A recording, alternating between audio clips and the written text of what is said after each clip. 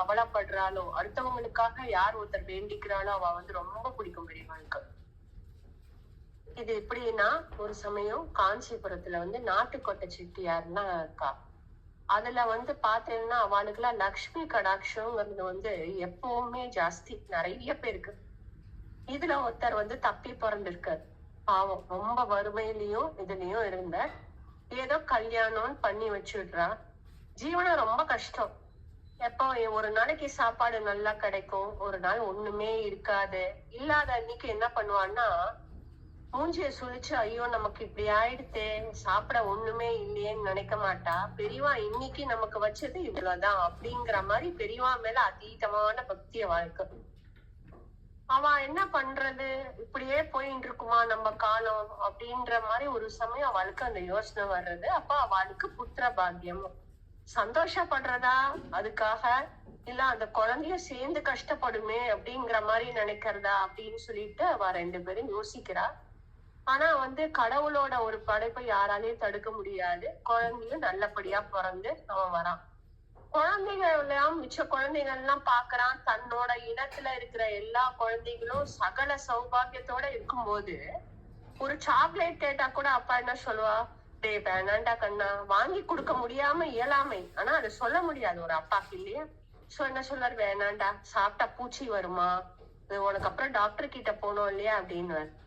அதுக்கப்புறம் பாக்கும் குழந்தை எல்லாம் காரு பம்பரம்னு வச்சுன்னு விளையாடும் போது போய் அப்பாட்ட கேட்கும், அப்பா எனக்கும் இவாளெல்லாம் பாக்குற மாதிரி ஒரு பொம்பரை வாங்கி கொடுக்குறியா அப்படின்னு சொன்னோன்னு சொல்ல, இல்லடா அது கையில குத்தி எடுத்துன்னு வச்சுக்கோயேன், அப்புறம் நம்ம திருப்பி டாக்டர்கிட்ட தான் போகணும் அப்படின்னு சொன்னோம்.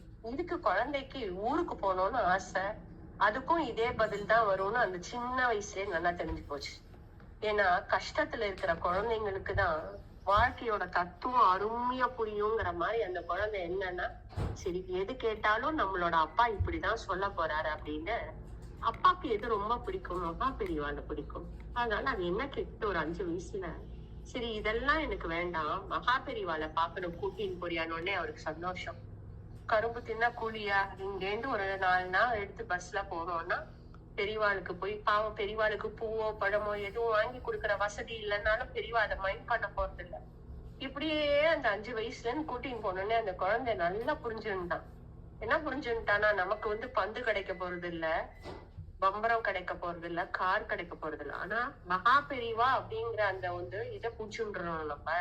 ஏன்னா அது ஈஸியா கிடைக்கும் நமக்கு அப்படின்ற மாதிரி பெரியவா அங்க சிரிச்சுட்டு இருக்கான். ஒரு சமயம் இதே மாதிரி கூட்டின்னு போ, பெரியவாளை பாக்கணும்னு அடம்பிச்சோன்னே சிரிவாவா அவளுக்கு ஒரே சந்தோஷம். இந்த முட்டுக்கும் நம்மள விட்டானே, ஊட்டி போகணும் கொடைக்கானல் போனோம்னா கண்டிப்பா அவ கையில காசு கிடையாது. எல்லாரும் கார் வச்சுன்னு அவளோட சமூகத்துல போகும்போது இந்த குழந்தை ஏக்கப்படுவானோன்னு சொல்லிட்டு கதவை சாத்தின்னு உள்ள அழைச்சிட்டு போயிடுவா அப்பா அம்மா. இப்படி இருக்கு. இப்படி நடந்துட்டு இருக்கும் போது ஒரு நாளைக்கு பெரியவாளை பார்க்க போறா. கூட்டம் ஜாஸ்தியா இருக்கு. இந்த குழந்தை பெரியவாளை பார்த்தோன்னே அதிர்ந்து போறான். மோவா கட்டையை தட்டிட்டு பெரியவாளையே பார்த்துட்டு இருக்கான். பெரியவா இவனை பாக்குற, இவ பெரியவாளை பாக்குற, பெரியவாவும் புருவத்தை சுருக்கிண்டே இவனை பாக்குறா. இவ அப்பா இவனோட கொஞ்ச நேரம் அந்த மோவாக்கட்டையை இது பண்ணி தலையில அடிச்சுக்கிறான். மோவாக்கட்டையை பாக்குறான், இது என்னன்னே புரியல. அவ அப்பா அங்கேருந்து கண்ணை காட்டுறாரு, என்ன பண்ற நீ பெரியவா முன்னாடி. எல்லாருமே இந்த குழந்தைய பார்த்துட்டு, இந்த குழந்தை கேட்டா ஏதாவது கொஞ்சம் சித்தம் சரியில்லையோ, சித்த சுவாதீனம் இல்லையா, ஏன் பெரியவாளை பார்த்து இந்த மாதிரி பண்ணிட்டே இருக்கான், தலையை தட்டின்டே இருக்கான், இவன் என்னத்துக்கு இவன் இப்படி பண்றான் அப்படின்னு அவன் அப்பாவுக்கு பயம் வந்துட்டு இருக்கு. ஏன்னா பெரியவா ஒண்ணும் சொல்ல மாட்டா குழந்தைங்கள, ஆனா அவங்க சுத்தி இருக்கிற அந்த சீமரத்துல இருக்கிறவளுக்கு கோவம் வந்துடுச்சு அப்படின்னா அது வேற மாதிரி ஆகுமே.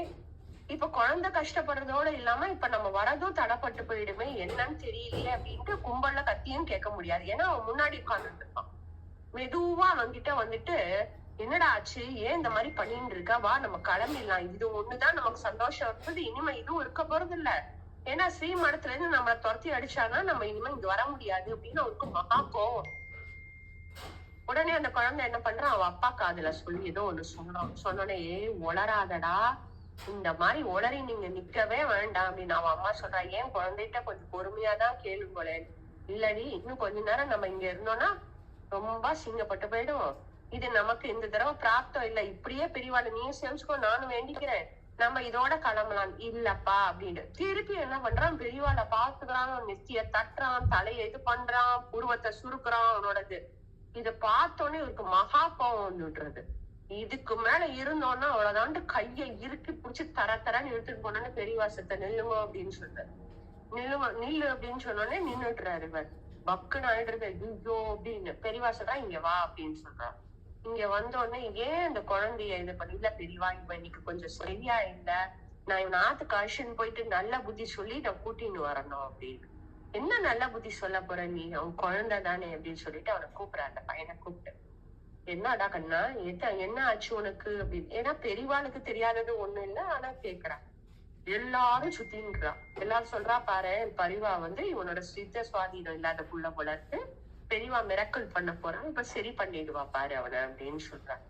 அவன் சொன்னோடனே இவன் வந்து உடனே பெரியவாளை பார்த்து, சரி நான் 5 வயசுல இருந்து வந்துட்டு இருக்கேன், உங்களை பார்த்திருக்கேன், அப்பெல்லாம் உங்க கூட யாருமே இல்ல, இப்ப வந்து உங்க மடியில ஒருத்தி உட்கார்ந்துட்டு இருக்கா, பச்சை பாவாடைய கட்டின்னு தாழம்பு பின்னல் பின்னிட்டு அப்படியே உட்கார்ந்துட்டு இருக்கா, இவ யாரு அப்படின்னு கேக்குறான். அவன் கேட்டோடனே பெரியவாளுக்கு தூக்கி வாரி போடுறது. ஏன்னா பெரியவாளுக்கு தூக்கி வாரி போடுறதுங்கிறது வந்து ஏற்கனவே இந்த மாதிரி ஒரு குழந்தை கேட்டு அந்த குழந்தை காலமான கதை நம்ம எல்லாருமே பார்த்திருப்போம். அதே மாதிரி இந்த பையன் கேட்டோடனே அவருக்கு பெரியவா வந்து அவன்கிட்ட கேக்குறா, என்னடா குழந்தை உன் கண்ணுல தெரிஞ்சுதா அப்படின்னு கேக்குற. ஆமா பெரியவான்ட்டு இந்த பையன் என்ன பண்றான், முன்னாடி போய் கைய நீட்டி, நீ யாரு, எதுக்கு இவர் மடியில வந்து நீ உட்கார்ந்து இருக்க அப்படின்றான். அவன் வந்து இது பண்ணு, சிரிக்காம சொல்லு நீ யாரு அப்படின்றான்.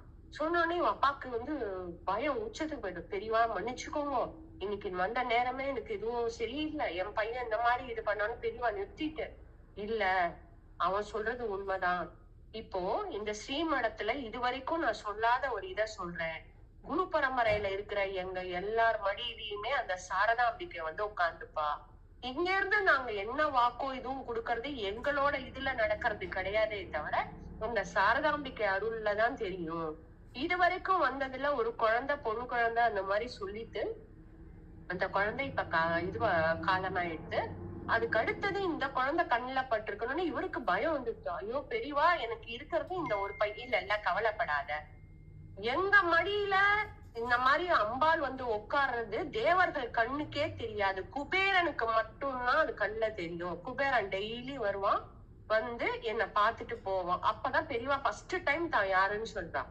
குபேரன் வந்து என் தரிசனத்துக்கு வரும்போது என்னை பார்க்கும்போது அவன் கண்ணுக்கு மட்டும்தான் அம்பாள் வந்து தெரிவா, இந்த ஸ்ரீபீட்டத்துல அந்த மாதிரிதான் வர நானுன்னு கிடையாது, எனக்கு பின்னாடி வரப்போறவங்க எல்லார் மடியிலயுமே அந்த அம்பாள் வந்து உட்கார்ந்துக்கிறது வந்து உங்களுக்கு வாக்கு சொல்றது நாங்க கிடையாது, அவனோட இதுலதான் அனுகிரகத்துலதான் வாக்கு கிடைக்கிறது அப்படிங்கிற மாதிரி பெரியவா சொல்றான்.